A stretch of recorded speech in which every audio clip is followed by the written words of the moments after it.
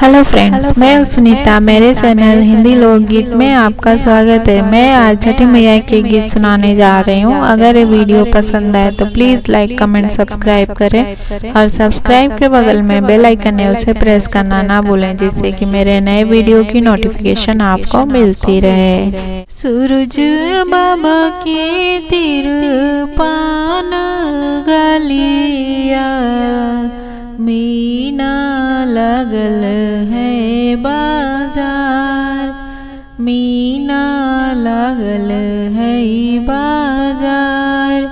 डोमावा छन ले दुकान, डोमावा छन ले दुकान। छठी माई के तिरपान गलिया मीना लागल है बाजार।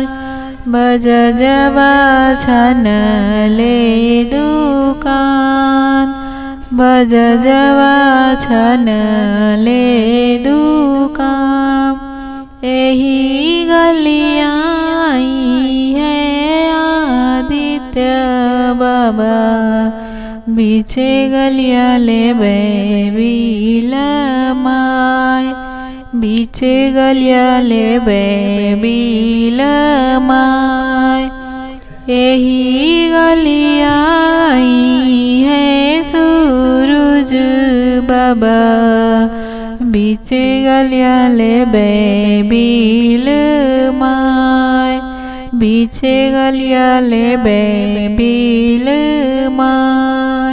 यही गलिया आई है छठी मैया, बीचे गलिया ले बील माय, बीचे गलिया ले बील माय।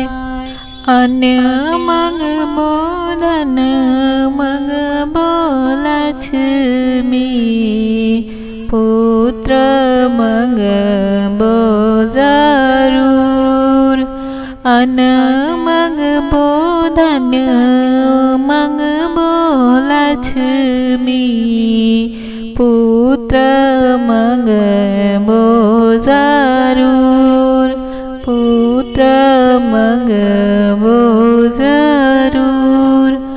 5 पुत्र सूरज बाबा दिया, एक दिया जरूर, एक दिया जरूर।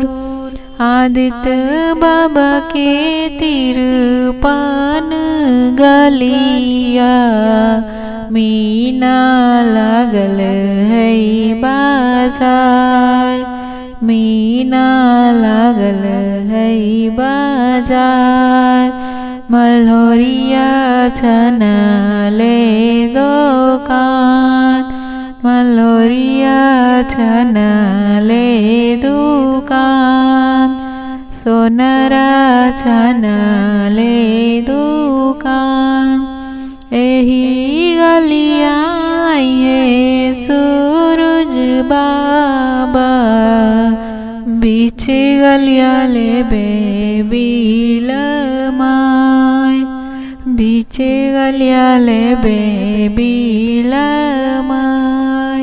यही गलिया आई है छठी मैया, बीचे गलिया ले बील माय, बीचे गलिया ले बील माय।